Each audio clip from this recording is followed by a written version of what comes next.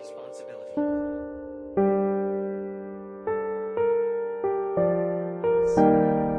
Finishing this fight.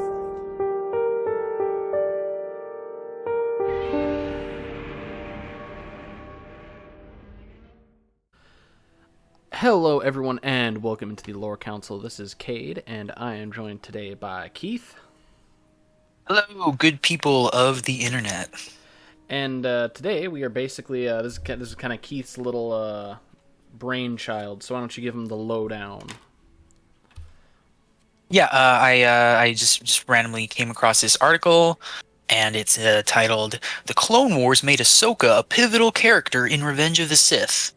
And yeah, it's very obviously clickbait, and it did intrigue me, and I did click on it. And yeah, and I read the article, and it was exactly what I expected it to be, which was just not a very good argument for the for the premise that it makes. Very obviously, just a clickbait article, but yeah, I just kind of wanted to go through it and just sort of tear it apart, to use the phrase, I guess. Yeah. Yeah, and then there's a little, I guess, byline. It's Ahsoka's addition to Star Wars canon didn't quite fit with the events of the movies until the Clone Wars made her pivotal to Revenge of the Sith. Yeah, that's a very bold statement there. The Clone Wars made Ahsoka pivotal to Revenge of the Sith. That just seems like an oxymoron, of a statement there. Well, I mean, to be fair, she can't really be pivotal to Revenge of the Sith, considering she didn't exist until like 3-4 years after Revenge of the Sith came out. Yep, yeah, she was added later, and yeah, this is just kind of obvious stuff here, but yeah, it's the rest of the article is like exactly what you might think from this. It's been a while since I read it, but All right. Well, what you get from this is basically like, at least the vibe I get is headcanon-y, like this because of this, it's gonna explain things. You know what I mean? Yeah. Well, let's just jump right into it. And so, right off the bat here, we have a Star Wars: The Clone Wars Season 7 made Star Wars: Revenge of the Sith's opening battle all about Ahsoka Tano. Anakin Skywalker only became a Padawan because Qui-Gon Jinn vowed to personally train him to be a Jedi, and Qui-Gon could have been the perfect mentor for Anakin. Very, very cool how they just love to pull that typical internet argument in that Qui-Gon was the perfect Jedi and he would have trained Anakin. Yeah, everybody seems to romanticize Qui-Gon a lot for some reason. Yeah. And so could have been perfect mentor for Anakin, showing him how to be a part of the Jedi, to be a Jedi apart from the Council and question the Jedi dogma without abandoning it entirely.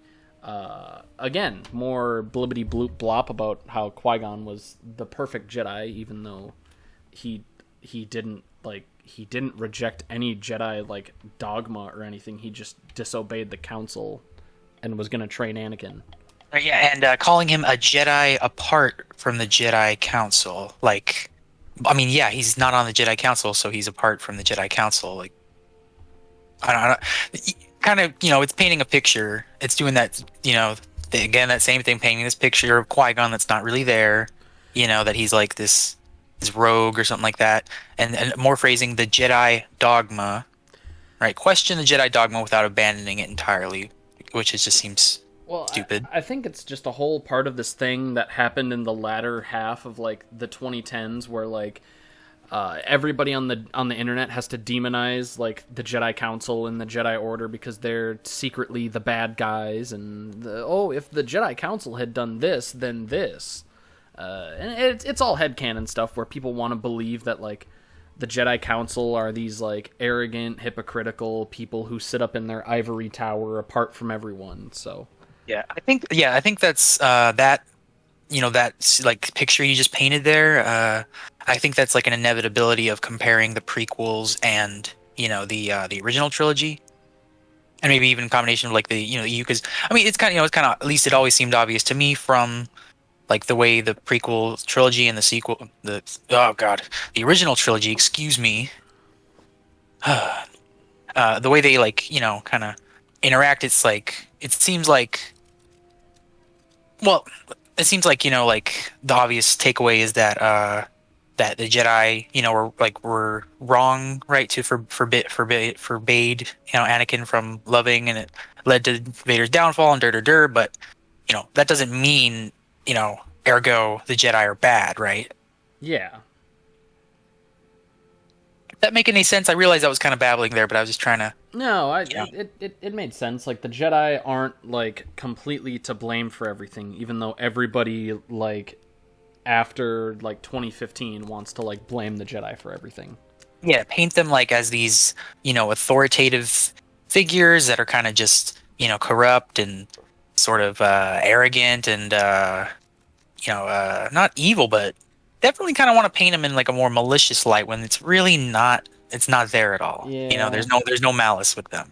Yeah, well, we'll put it this way: to avoid falling into this pit trap, what you should do is you should watch our top 10 misconceptions about the Jedi debunking video instead, which I will put in the description to this video.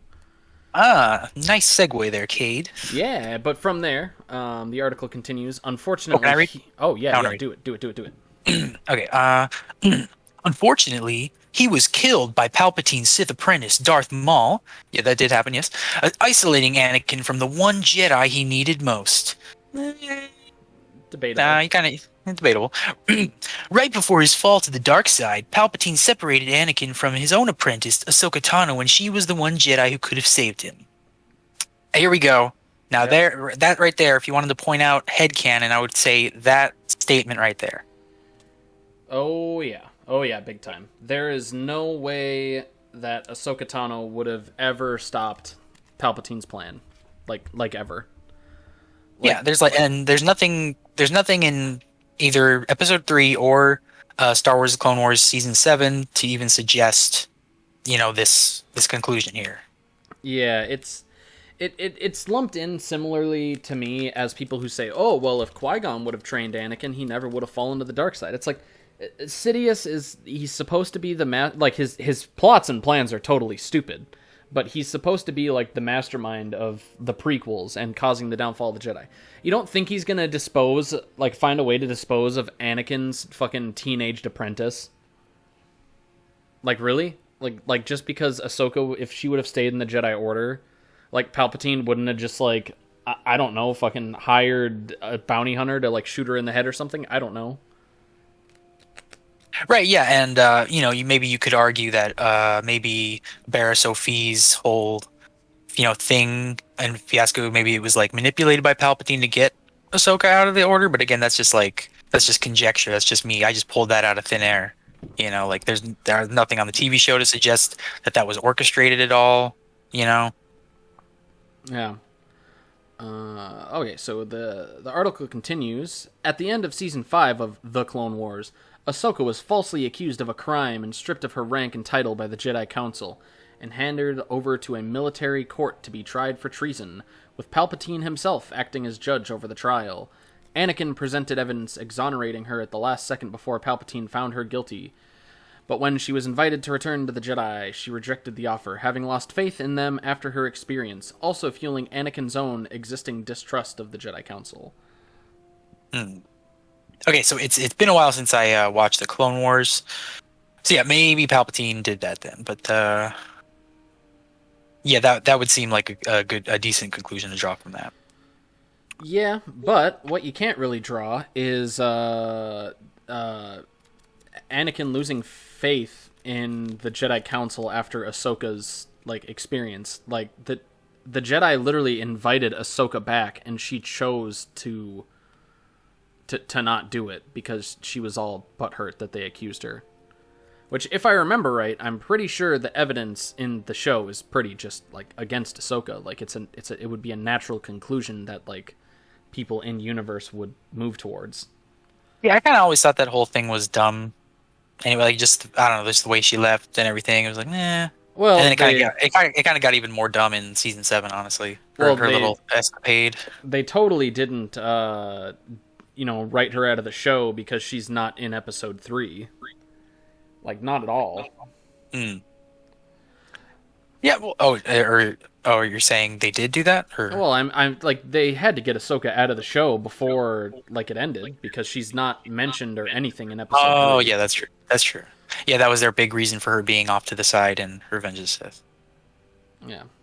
Yeah, I guess, yeah, they may do big stuff like that for the Clone Wars, like continuity wise. We could never have Anakin and Grievous be in the same room because they didn't meet until episode 3. But yeah, but so this little last paragraph that we read there, basically just summarizing, what happened to Ahsoka in season 5, and just adding on that this fueled Anakin's own existing distrust of the Jedi Council, which we have no reason to conclude that during the Clone Wars that Anakin had any distrust of the Council. Why would he? He was like off fighting like battles in the Clone Wars, most of the time. It's because people want to have this headcanon that Anakin just always hated being in the Jedi Order, and he never felt accepted, and he was an outsider, and he never had friends, even though he had friends. Just because he bitched a little bit about Obi-Wan in episode 2. Let's connect that to him kind of being bitchy with the Council in episode 3 and combine them. And it's like, oh, he's distrustful of the Council and all the Jedi and stuff, and they all hold him back. And yeah. The article by Mr. Colbert goes to continue on, if you would like to read that. Oh, yes. Okay. Yeah, so Ahsoka went off on her own and learned more about the galaxy and her place in it, coming to a more mature understanding of her relationship to the Force and the Jedi, making her exactly the person Anakin needed to confide in during his last days as a Jedi. And they were even reunited in The Clone Wars Season 7 at just the right time for her to provide this support. But Palpatine's capture that was in quotes, by the way, by the Separatists conveniently stopped that from happening as Anakin and Obi-Wan rush off to rescue him, as depicted in the opening scene of Star Wars Revenge of the Sith. Was that intelligible at all? No. It, I mean, you reading it was intelligible, but, like, the idea presented here that, like, Ahsoka was what Anakin needed in his last days as a Jedi is laughable. And that Palpatine's capture is conveniently stopping Anakin and Ahsoka from, like, reuniting and whatever. Like, there's no way, and I hope that this guy, I haven't read this article, I'm, like, live reading and reacting to this, but there's no way that this guy is, like, saying that Palpatine got himself captured to prevent Anakin and Ahsoka from hanging out and being buddies again. Right, yeah. If you were gonna like draw a conclusion from like the reason that whole, situation was created, the fake capture and everything, I would say it was to get Anakin back to Coruscant because at that time he hadn't been back on Coruscant in like 6 months or like a year, maybe something like that, Yeah, long enough for Padme to, like, become, like, in the early stages of showing pregnancy, so, like, several months. Oh, yeah, definitely. But just doing that to separate him from Ahsoka. Yeah, Ahsoka doesn't even like factor into the, character here. It's more getting Anakin to Coruscant, where everything is happening. Yeah, it's definitely, again, it's this guy's headcanon. He's clearly like an Ahsoka stan or whatever and wants to believe that Ahsoka's important to the movies even though she didn't exist until 2008. Yeah, and that's kind of just the sort of eventuality that you're dealing with when you have, added in characters that are kind of worked around. It's like they were here before, but now they're not. I don't know. Yeah, I don't want to get this into I don't want to turn this into like an Ahsoka complaining session. It is a bit of a complaining session, but not really. Let's call it critiquing. Overall, trying to like reconcile Palpatine's plan with Ahsoka, you can only do it after the fact in hindsight. Like it has nothing. Palpatine's plans never had anything to do with Ahsoka. I think that should be like very clear enough. From the movies. Yeah, she was just like an added character, and honestly, I don't know. I always thought Anakin and Ahsoka's relationship was weird. You know, like I just thought it didn't make sense with Anakin's maturity level, like at that time. You know, in the Clone Wars. You know, in like the expanded universe and stuff like that. Yeah, exactly. But like you said, we'll try not to keep this a Clone Wars critiquing video, and we'll continue on with the article, which goes on to say, Ahsoka approached Anakin and Obi-Wan with Bo-Katan Kryze to request Republic support to liberate Mandalore from Darth Maul.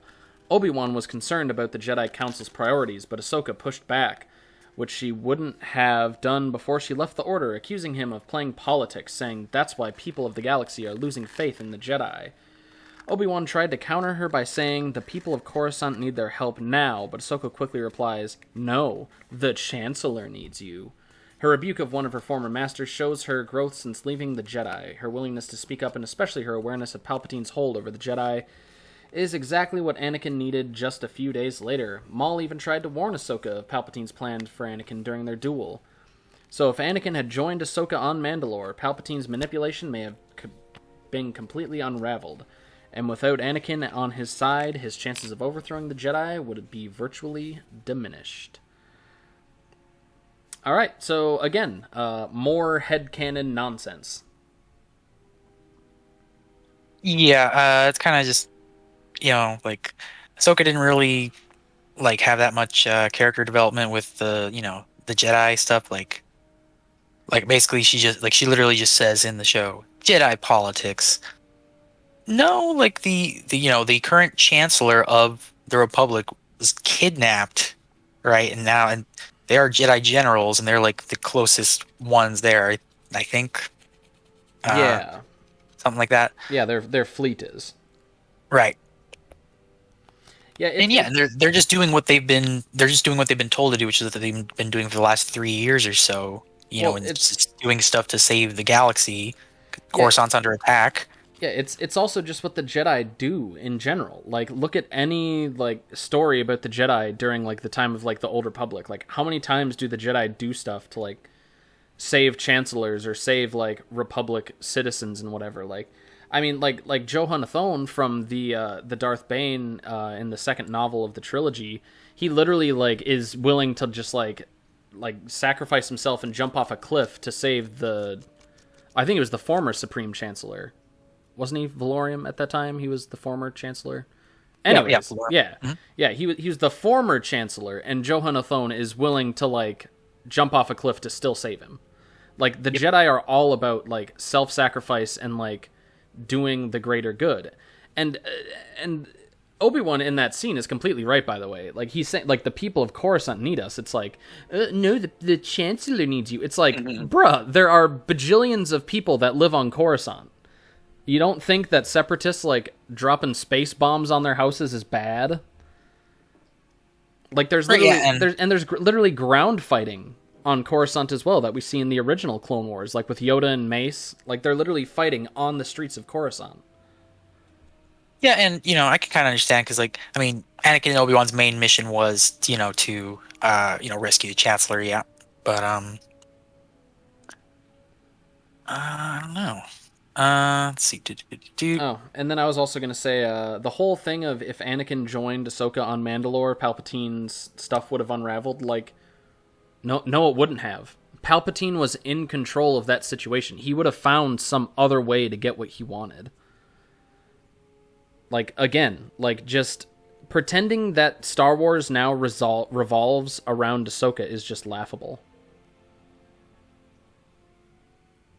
Right, yeah. There was just a lot more going into that whole situation with the the throne room and the that duel and everything. According to the novel, at least Dooku didn't even know what was going to happen. And and well, again, you could argue Ahsoka at least has a good point because she wants Anakin's help for Maul, but I don't know, Maul's not really that big of a threat compared to the entire separatist fleet and all this other shit going on. Oh, and that's the other two. It's that's the other thing is they're it's one planet versus Ahsoka wants to risk a planet that they could just as easily go back a week later and deal with versus the capital of the galaxy. Like Ahsoka, Right, and the yeah, leader of the galaxy, like the most important kind of hostage you could have in a war, you know. yeah. And granted, people love to hindsight everything and say, "Well, Palpatine was evil." It's like nobody in the universe knew that he was evil yet, besides other Sith. Like nobody knew that Palpatine Yeah. was the mastermind. Like you can't go in and say that like, oh well, if this would have happened, then Palpatine would have failed. It's like no, he wouldn't have. Nobody suspected him of being evil or anything. Yeah, it's a grand space opera with, dramatic irony, knowing something that the characters do not know. Yeah, exactly. Like when you read Romeo and Juliet, like Romeo kills himself because he thinks Juliet is dead, but we the audience know that she is not dead. Like it's the exact same thing. Just like George Lucas loves to pretend that he's on the level of Shakespeare.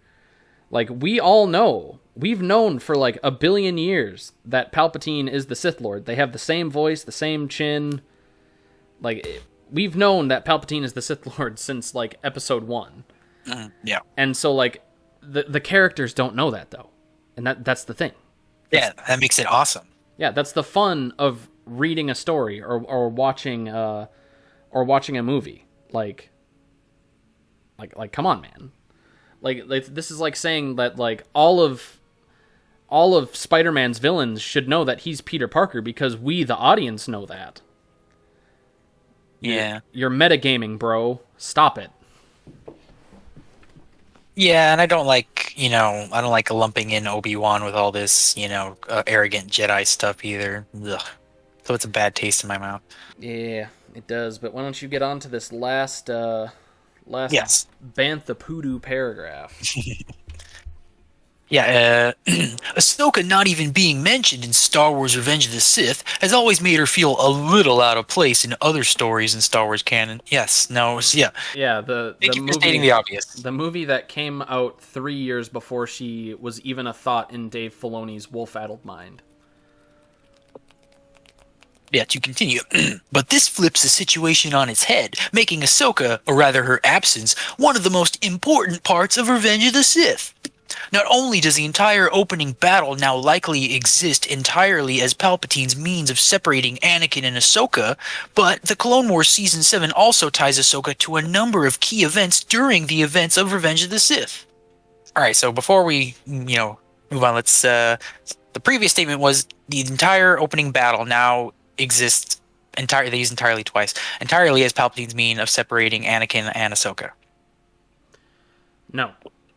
It exists to get Anakin to kill Dooku and be on Coruscant, where Palpatine be on is. Coruscant, be getting that dark side influence. Palpatine's sending him messed up Padme dying dreams, possibly. Yeah, it has nothing to do with Ahsoka. Trying to hindsight and headcanon your way into making Dave Filoni's OC important to a movie that came out 3 years before Ahsoka existed it's laughable. Like this has to be like this guy was having a slow day and he saw like his Ahsoka Funko Pop something. And he's like, "Whoa, I gotta make a headcanon story about how Ahsoka's actually the most important person in Star Wars." Yeah, probably just watch the Clone Wars Season 7 was like, how can I make this make sense with Revenge of the Sith? Yeah, either that or this guy is Dave Filoni in a wig. Wow. Those are the only logical explanations for why someone is pushing this hard for Ahsoka to be important. Yeah, and it's not really doing a very good job of either. Not doing a very good job of it either. Because again, you kind of just said that same statement again, but I haven't seen any good arguments for it. Like, where was the argument for why the whole opening battle? Like, the article is like almost over, and I still haven't gotten a good argument.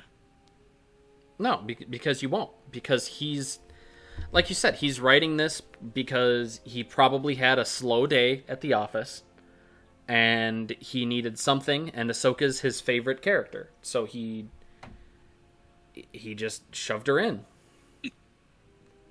Yeah, and so yeah, it seems like the main takeaway of the article is the entire opening battle of Star Wars Episode 3 is because it was made to separate Ahsoka from Anakin, so that Anakin would be more likely to fall to the dark side. Just like no, just no. You know, if you're a fan of Revenge of the Sith and you've seen Revenge of the Sith, you know exactly why that battle happened. Yeah, exactly. Like really probably like for Palpatine's plan, that was supposed to be like the be all end all, you know, that was supposed to be it. You know, Dooku dead out of the way, Grievous dead out of the way, war over right there. But, you know, things don't always go according to plan. That's why Palpatine, he's got a plan, but he also, you know, plays it kind of fast and loose. He improvises, you know? He's the Palps. He's Sheev. Yeah, exactly. Again, that's not headcanon. I'm just drawing a conclusion from the material given, you know? A reasonable conclusion, I think. Yeah. You concur, Cade. Oh, no, I definitely do. But to finish off the article here, it says, but the Clone Wars Season 7 also ties Ahsoka to a number of key events during the events of Revenge of the Sith. Obi-Wan even asked her to talk to Anakin about his assignment to spy on Palpatine, telling her, I think the Council isn't always right. That's why I'm asking you for help. Showing even he's come to understand her importance in saving Anakin. After Maul warns her about Anakin, she has a conversation with the Jedi Council where she misses Anakin by mere moments right after he goes to meet with Palpatine, which is the meeting where Palpatine reveals himself as a Sith Lord. This recontextualization doesn't only make Ahsoka's existence finally fit into Revenge of the Sith, it actually makes her story one of the most important parts of the movie, even though she didn't fucking exist. Yeah, also the syntax of that sentence is just, wow. It's really bad. Yeah, like I said. That was just bad. Slow news day at Screen Rant. But no, I get it. Like, it makes sense why Obi-Wan asks Ahsoka to talk to Anakin about his assignment. And Obi-Wan is also right that the Council isn't always right. But yeah, they're not always right because they're not omniscient, you know? Yeah, but again, like, contextualizing, and this is a quote pulled straight from the article. She's even showing even he's come to understand her importance in saving Anakin. Obi-Wan was not doing this to save Anakin. He was doing it to try and have someone else talk to Anakin about spying on Palpatine, which Anakin obviously was not excited or comfortable with doing. Yeah, but you know, even Obi-Wan thought that that like Anakin should spy on Palpatine. You know, he's the one who told him. Yeah, exactly. Yeah, it's kind of just more stuff being added in, and you know, Obi-Wan saying the Council isn't always right. It's like, why would he say that? You know, Obi-Wan usually abides by the Council. I don't know. Yeah, it's just headcanon. That's all it is. Yeah. It's just headcanon. It's just what we said before. It's taking Clone Wars Season 7 and trying to mush it with Episode 3. It just doesn't quite exactly work. I really always just preferred the Clone Wars TV show as its own little thing. You know, it's like this little fun kind of kiddie version of the Clone Wars in Star Wars. You know, it can be its own little thing. It doesn't have to be, you know, tied to the main universe. But no, let's make it all make sense. Yeah, exactly. It's just ridiculous. It's just recontextualization to like a over analytic point. He's shoving his favorite Jedi OC into Revenge of the Sith where she has no place being because the show got rid of her because she's not in Episode 3. They had to get rid of her because she doesn't fit into Episode 3. Yeah. Yeah, and all the little Revenge of the Sith tie-ins and nods in Season 7 was just to make fans go, ooh. Yeah, yeah, like I've been saying, like it's there to add those in hindsight. Like, it's not there to actually tie everything in, actually. It's there So people who want to write articles like this, or are huge Ahsoka fans or huge Clone Wars fans, can say, "Oh, look at this! The Clone Wars really does tie into Episode 3 really nicely." No, it doesn't. They're all working backwards from Episode 3. They're not working towards it like the original Clone Wars was. Yeah, story-wise, it feels tacked on because it is. That's exactly what it is. It is tacked on writing. Yeah, exactly. But yeah, so overall, I'll leave the link for this article. It's a very short article. It's I think I said before we started recording. It seems like someone's 5-paragraph essay that they would have to write for like a high school English class. Yeah, it's maybe slightly better than that, but A for effort, I guess. But F minus for everything else. Yeah, that's exactly what I was gonna say. A for his effort, F for his execution. Yes, in his liberal use of italics. Indeed. But with that, this has been Cade from the Lore Council signing off. And this has been Keith. Y'all come back now, you hear?